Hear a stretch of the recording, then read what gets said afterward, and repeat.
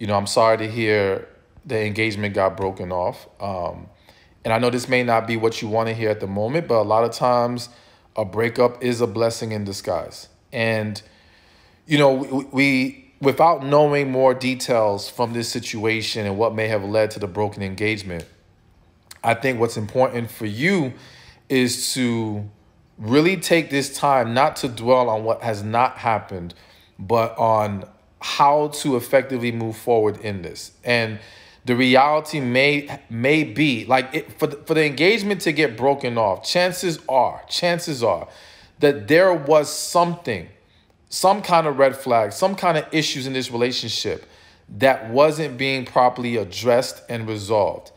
And had you gotten married without that being properly addressed and resolved, you would have found yourself in a worse situation. Again, that doesn't necessarily make it easier or an easier pill to swallow, but it's something to consider that this needed to happen for a reason. And this, again, was probably in your best interest. You also have to ask yourself, now that you can take a step back, is this person really for you? And are you really for them? And I know, if you were going to marry them, you feel like, well, of course I feel like they are. But I'm going to tell you, as someone who has been coaching for a very long time and has talked to there's a lot of people right now married to the wrong person. There's a lot of people right now, and not just they think they're married to the right person and they're not. There's that situation too. But there are tons of people who knowingly married the wrong person, who knowingly felt something was off, something was wrong. And in some situations where they wanted to believe this was the person for them. But deep inside, when they really start to look, they can tell you how there was something that wasn't right. And so, again, you really want to take this time to go deeper within and understand what needs to happen here for you. This, one way or another, this is an opportunity. This is either going to be an opportunity to recognize and realize what the issues were that needed to be addressed, and you would still have an opportunity to then reconcile later and have an actual successful relationship and successful marriage. Or this is going to be a time for you to come to the realization that you never belonged here to begin with, and that you have been allowed a release from the situation. And again, we may not see it that way. It's hard for us to see it that way in that moment, but you will eventually one day look back, if that is the case, and be able to see how this was such a great moment for you. That was just a tough pill to swallow at the time. But then also, let me just say this before I move on to the next question, is you've got to heal. You've got to heal from your past. And a lot of people, the reason why they end up in these wrong marriages, and for various other reasons, is because they have not healed. And healing isn't just past romantic relationships. It is also from childhood trauma. It is from family, friends. It's from everything. So you've got to make sure you take all the necessary steps. For those of you who need those steps, check out my book, Love After Heartbreak. You can click the link in my description on my bio. And trust me, I give all the steps that I give my clients in the book. And it will allow you and help you to heal, because you need to do, no matter what happens, whether it's getting back with this woman or person, or finding someone new or whatever, you're going to still need to heal. So embrace that. And also, real quick, for those of you who do need coaching, whether it be healing, finding your purpose, tapping into your feminine and masculine energy, all these different things, join my special program, coaching program, receivingmyblessings.com is where you can go, or click the link in the description. Matter of fact, let me put it in the comment section as well and pin it. But you can just DM me also for the link. And I have 20 spots open right now, so make sure you take advantage of that, all right? Is it okay to approach your crush? I'm going to assume that was a woman asking that question. And yes, there's nothing wrong with women shooting their shot or approaching their crush. What I tell women is, I'm not going to tell y'all to pursue in the sense of Like you got to keep trying to make it happen with this dude. You're flirting, you're throwing it out there, and he's not taking he's not embracing your advances. I don't want you to keep pushing that situation. You know what I'm saying? I don't want you to chase nobody. I don't think that's going to be good or healthy for you at all. But simply presenting your interest, and that's the key, just presenting your interest to a man, there's nothing wrong with that. There's nothing wrong with that. And I understand a lot of people, like, they love to use the scripture, he who finds a wife. Yo, that doesn't mean that as a woman, just sit back and do nothing and it's supposed to just happen for you all the time. And if you question that, pray about it. Pray about it. You know what I'm saying? Again, any of y'all who are believers, you already know if you're on my page, then I'm a man of God. So pray about it. I'm going to always say pray about it. But there's nothing wrong with showing and presenting interest. That's it. That's all you're doing. Letting him know he has the green light. That's all. You know what I'm saying? And if he don't take the light, then you let it go. But some of y'all got crushes and that man don't even know you feeling him like that. He has no idea. Women swear they're flirting and dropping hints. Y'all are horrible hint droppers. Y'all are horrible flirters. A lot of y'all, not all of y'all. All right. So that man may have no damn clue. None. At least give him something to work with so that he knows, okay, the interest is there. Now it is on him to push this along. Now it's on him to make this work. So not make it work, but, take it to that next step of, all right, well, let's go on a date. Let's do whatever. But at least let the man know what's up. Why does a guy ghost you but continue to watch all your stories and social media posts? All right, so there could be various reasons. You got to understand a lot of these situations have a lot of different potential explanations. Excuse me. But one that comes to mind is, let's say, for example, y'all were talking and y'all aren't on the same page. Maybe he just wants to kick it and have fun. You want something serious. He knows he can't give you that or he ain't willing to give you that, right? So he kind of goes because he's like, all right, she's trying to go somewhere with this. I'm not. So I'm going to go. I'm just going to walk away rather than just say, nah, I don't want to do that.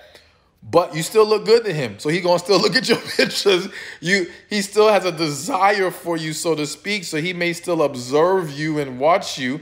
Not saying this is healthy or the right way to whatever. It's what happens. You know what I'm saying? A lot of people, if they can't get with you for whatever the reason is, may still watch you, and maybe still hoping that eventually something may be able to happen. Or he may just enjoy watching you, but again, he does not want to deal with you on like that. He may like how you look, but talking to you and all that is not where it's at for him. So, that's one of the reasons why it happens, to be honest with you. Why do men straddle the fence instead of being honest? One of the reasons, all right, and I say this with love. Everything I say to y'all is with love and trying to be real with y'all and help, right?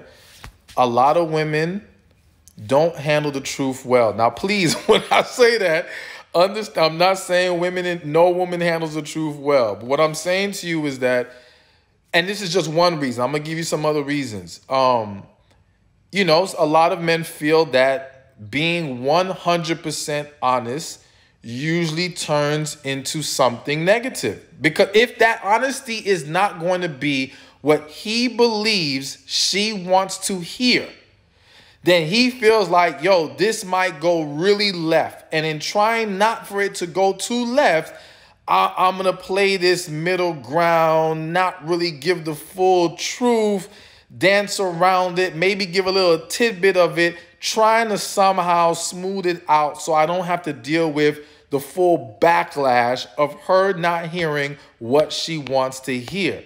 You know what I'm saying? As well as I do think another part of it is that men don't like, when it comes to rejection, all right? And this is just specifically when it comes to giving that woman rejection. Whether it be, I don't want to date you anymore, or I don't want to date you like that, but I still want to kick it with you, right? And knowing that you want more. a lot of men struggle with that because a lot of men are not in that position. Men are typically not in the position of being the rejecter. They are typically in the position of being the rejected. All right. It's the same way how men are so used to, there's a lot of men out there who've approached so many women and have gotten rejected that they're more numb to it. It's nothing to them, right? But for a lot of women, because y'all are not typically in that position, well, I'm sorry, because you guys are typically the one who rejects, it's easier to just give that full honesty at that time. Now, again, I'm not saying this is the right way, healthy way, none of that. I'm just telling you why it happens for a lot of people. And it's just, some of y'all saying BS, but it's real. It's just real. If you surveyed a bunch of men, they would tell you they agree with what I just said. It's just the truth. Plain and simple. Is a man or woman saying he or she wants a polyamorous relationship an excuse to cheat? Now, for those of you who don't know what a poly relationship is, and please, I may be not fully defining it, but at the end of the day, polyamorous relationship is not a traditional relationship. It involves multiple people. It can be made up of 2 men, 1 woman, 2 men. It can be whatever dynamics those people have agreed to. Hell, it could be 2 different couples coming together and having a relationship between themselves. All right. So poly relationship essentially is additional, more than 2 people in this relationship. Let's just go with that. So is the man asking for a poly relationship an excuse to cheat? The reason why I cannot call it, I can't use the word cheating, because in a poly relationship, if there's an agreed upon structure, then it's not cheating. So I think the more accurate thing to say is it an excuse for him to be able to have multiple women? And whether you view it as an excuse or just his genuine beliefs, it's what he wants and he's presenting. I mean, my thing is this. I would much rather people be straight up honest about how they want to do things than to play the game of act like, don't play the monogamous game knowing damn well you're not trying to be monogamous. What's the point of that? You know what I'm saying? If you know you want more, then polyamorous relationships do exist. Hell, set that agreement, find people who are cool with that, and cool. If that's how adults want to live their life, that is their choice. At least they are all on the same page. So with this guy, I don't want to use the word excuse. I don't want to use the word cheating. I just view it as, if he's being real, he's telling you what he wants. Either you cool with it or you're not. If you're not, that's perfectly fine. Just tell him that doesn't work for you. You know what I'm saying? But leave it at that. And I think that's one of the problems that I come across, or I've seen with people on both sides of the equation, whether it be those who engage in polyamory and things of that nature, or those who engage in monogamy, is trying to guilt the other side or convince them that your relationship dynamic is the one they should embrace. Don't get me wrong. I believe in monogamy. I believe in traditional relationship, right? But I'm not going to sit here and try to push someone who's in polyamory to go be monogamous. That's what they want to do. That's what they want to do. Let them live their life. Now, listen, I do have my opinions on why some people choose polyamory. So, some of the deeper things that play into that. I could argue some of the points that are made by people who engage in some alternative relationships. But at the end of the day, if that's how they want to live, that is their choice. And it makes no sense for either side to be trying to pressure or push the other to embrace their way. Nah, present your case at the most, you know what I'm saying? And then leave it at that. Leave it at that. Let those who want to be monogamous embrace monogamy, and those who want to do it a different way, do it their different way. Yeah, and good point. Someone said, and don't expect them to change to be into monogamy. Yeah, don't get with the polyamorous person thinking, I'm going to be down with it for now, and maybe in 6 months to a year after I put this good stuff on them, they're going to want just me. Don't play yourself. Don't play yourself. Someone tells you what it is from the jump, it is what it is. I'm not saying that no one who started off in alternative relationships didn't eventually end up being monogamous. It can happen, but you've got to go in fully accepting what they are presenting to you and understand that this will be the likely continued dynamic in this relationship. Again, either you're with it or you're not. This is a good question. Do you believe that everyone settles to a certain degree, or is it really possible to wait and have, to wait and have patience for everything that you want in a partner. I don't think everybody settles. I think a lot of people settle. I think a lot of people continue to settle. I'm not a believer in this whole 80-20. I don't know if y'all have heard about the 80-20 rule, where basically, people believe no one's going to have everything that you want. So if they have 80% of it, you should still be with them or embrace it and just accept that the 20% won't be there. My problem is if the 20% consists of things that are not truly important to you, but you would have liked, but they're not important, then that's fine. But if the 20% consists of anything that is important to you, then that is settling, and that is not a good approach. And so to be more specific, let's say, for example, I would love a woman who knows how to cook, right? But cooking ain't a deal breaker. So if you don't know how to cook and I'm like, all right, well, she ain't have everything, she can't cook, accepting her is not a problem. And to get even more specific, if whatever they're lacking isn't going to cause you to look to get it elsewhere from someone else, then cool. So you see, like, her not being able to cook ain't going to mean, oh, okay, I'm going to go find me a side chick so she can cook for me. You feel what I'm saying? But if her, I don't know why I'm going to say this, but I'm just going to throw it out there because we're all grown adults, okay? Let's just say the 20% that's not there is they don't do oral sex, all right? Some of y'all may not be with it regardless, but just hear what I'm saying. Let's just say the 20%, one of the things that they don't do, that they don't have, is a willingness to engage in oral sex. And oral sex to you is like, yo, that's a huge deal. Like, sex without oral sex is like sandwich without nothing in between. It's just bread. All right? And so if you embrace this person, and someone may say, oh, well, that's just oral sex. It's no big deal. Why would you not be with someone for that reason?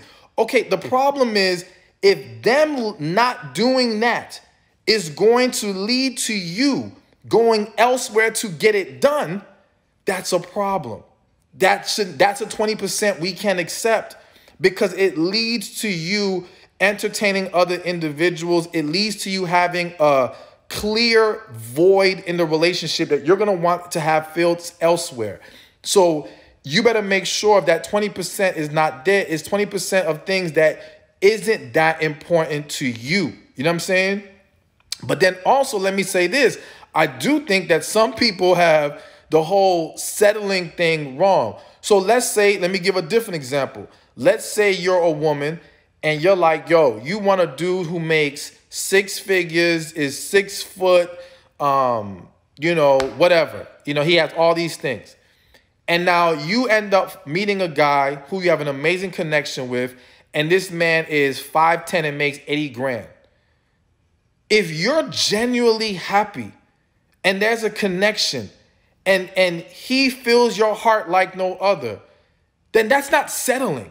You know what I'm saying? Like, just because he didn't match all the things on your list doesn't make it a situation where you settled. To me, settling is when you get with someone who there is not true fulfillment in this relationship, when there isn't a genuine connection, genuine deep connection in this relationship, when when those really core things are missing, that's settling. So to me, you could be that woman who says, I want 6 foot, 100 grand, whatever. And you get with a dude who's 6'2" and makes 200 grand, but y'all still don't have a connection, you're not really fulfilled, then you still settled. You may have gotten what you want on your list, but you settled for less than what you truly deserve and will truly be happy with in a relationship. You know what I'm saying? So I think that's what we have to understand. The difference between settling is when it's not about what we thought we wanted. It's about what's truly best for us and truly speaks to our heart and our spirit. And someone said, look beyond what's lacking. Listen, again, it's nothing wrong with accepting that no one is perfect, because nobody is perfect. There's nothing wrong with accepting that some people aren't going to have every last thing on your list, but there's certain things that you can't just, if you try to look past it, can you be happy with this for the rest of your life? That's the whole thing. You know what I'm saying? It's one thing to say, okay, well, I can deal with this for the next year, the next 2 years. Okay, that's cool. But if you're not getting a relationship to be in there for only 1 or 2 years, so if you cannot see yourself being okay with this for years to come, going back to the oral sex, like, yo, you might say, all right, you might try to convince yourself, man, this ain't no big deal. I could go without this. I need you to visualize no oral sex for the next 10, 15 years. Are you going to be okay? Are you really going to be able to stick by this person and not seek it elsewhere if you don't get it for the next 10, 15 years? Because again, what a lot of people do is they get with that person thinking it'll change. Nah, this can't possibly be real forever. I'll get them to do it later. No, you can't do that. You can't do that. And real quick, again, if you want coaching, I'm opening 20 spots for my special coaching program. You can go to the receivingmyblessings.com or DM me and I will send you the link. What is your take on, empaths trying to engage in dating but is having a hard time due to being so cautious that you don't give too much of yourself? All right. So one, for those of you who are not familiar with empath or someone who's an empath, and again, I'm not always perfect with my definitions, but people who are empathic, they feel people's energy. They're very sensitive to energy. They're very sensitive to the people around them, to spirit. They're very empathetic, and they can give a lot of themselves. All right, but it can drain them if they take on too much because of how sensitive they are to all this energy. So in regards to dating and not trying to give yourself, whether you are an empath or not, I think that many people are making a mistake in this. I'm going to try to hold back I don't want to do too much. And when I say I don't want to do too much, what I mean is this. I'm not going to tell people, men or women, to engage in husband-wife benefits, giving these things to people they're just dating. But you got to be you. All right. You got to be yourself. And if who you are is a very loving person, caring person, be that. All right. To me, you actually can expose people faster by being your true self than by trying to hold back in fear of doing or giving too much. The issue is not giving too much. The issue is, one, why are you giving it to begin with? All right. Are you giving it because you want them to like you, or are you giving it because that's who you are? Are you giving it because you are hoping for validation and acceptance, or are you giving it because that was what you felt genuinely in your spirit? So let me put it to you like this. Let's say I go on a date with a woman and we're talking. All right. Let's say we've been talking for a couple weeks, right? And something happens I'm a very caring, generous person. People would say I'm an empath, right? Let's just say something happens to her. I don't know. Car breaks down. And I feel spiritually led specifically to help this woman out. All right. And I give this woman $1,000 to fix her car. Right. And in a week from that, it turns out this whole thing goes left as far as, this girl is not for me. This ain't going to work, or maybe she's even a player. Hell, the car ain't even break down. All right. I don't give unless I prayed about it. I don't do unless I feel led spiritually. I don't do unless it's genuine. So I don't give a damn what happens at that point. I'm not asking for the money back. I don't care that I gave. It's over. It's done because I gave it for that specific reason. I gave it for whatever I was led to do in that moment. So whatever now happens after, I don't feel used. I don't feel nothing. It's just, hey, I did what I felt I was supposed to do and I keep it moving. I think a lot of times we feel like we're doing too much because we're not doing from a genuine place. And we got to be real about what's our intention here. What's our motivation in taking these certain actions? You know what I'm saying? But again, you got to be you. Show who you are. And when you do that, and here's the other thing, let's look at the flip side of that. Let's say, okay, I help this woman, I give her $1,000, right? And some people say, oh, you're doing too much. But again, I felt led to do it. But then I noticed she's not appreciative. I notice she has an entitled attitude. I start to see her true colors come out. All I did was now save myself probably weeks, months of doing more for this woman where it would have been even more draining. All right, you know what? Me being me allow me to see who the hell this woman really is right now. You know what I'm saying? I take it for what it's worth and I keep it moving. Sometimes we got to understand that it's not to be for us to dwell on, oh my gosh, I did this, I did that. You know what? Now we know who the hell we're dealing with. Thank God we found out now, then had to wait months, years later. There are people who are operating with blinders on, who don't see the narcissist in front of them for who they are, all right? Because you're too busy holding back and you're too busy focusing on the wrong thing. Be you. In being you, you're going to expose them quicker. You don't drive out lies with more lies. You drive out lies with truth. Speak your truth, live your truth, walk in it, and watch how fast you start to see more clearly who's real and who's fake. There's a saying I like to say. You know how they say real recognize real. And I say fake always fall for fake. And the reality is that when you holding back, when you're not being you, you being fake.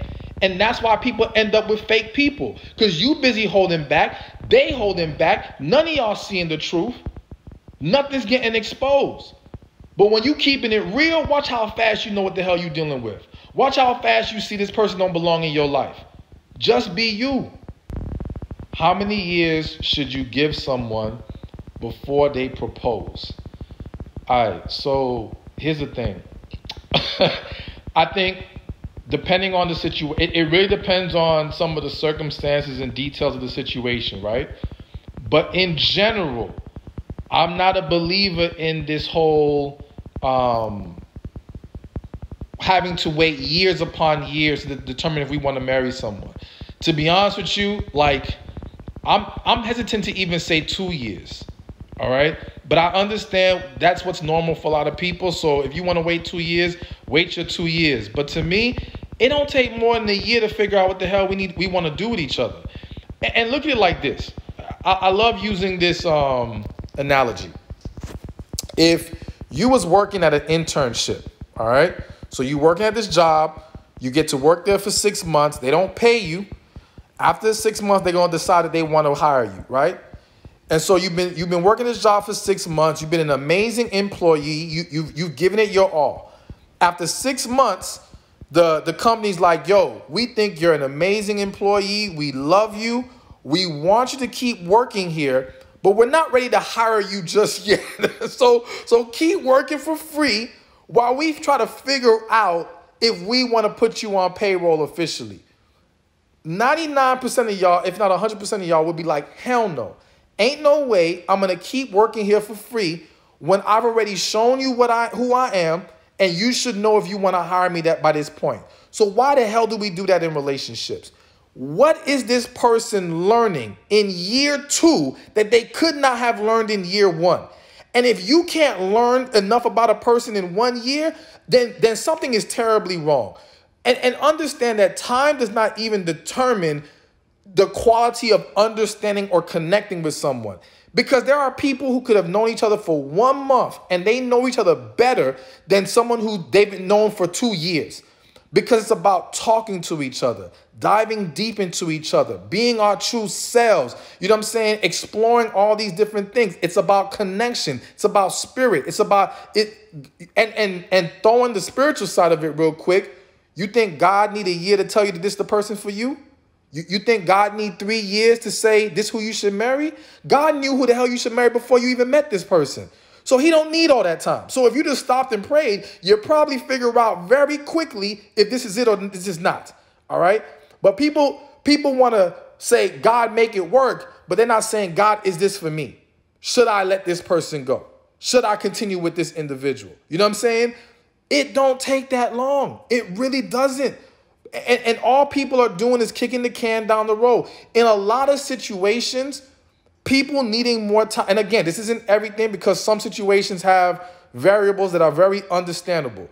But in a lot of situations, all that person is trying to do, or all people are trying to do, is learn how to tolerate your ass enough to marry you. And I had to say it like that. They're trying to learn how to accept and deal with marrying your behind. All right. But it's not really there. It's not really there.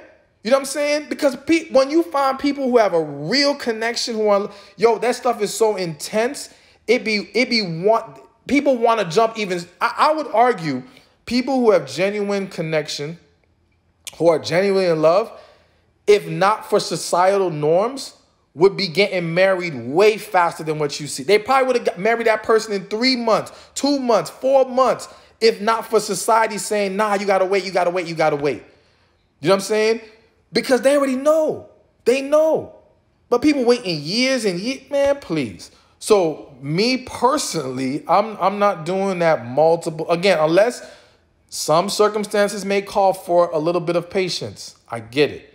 But in a lot of situations, no, you don't need that damn long. Hey, thank you for watching this video. Be sure to check this one out right here, and I'll see you there. Relationships are the key to a successful life.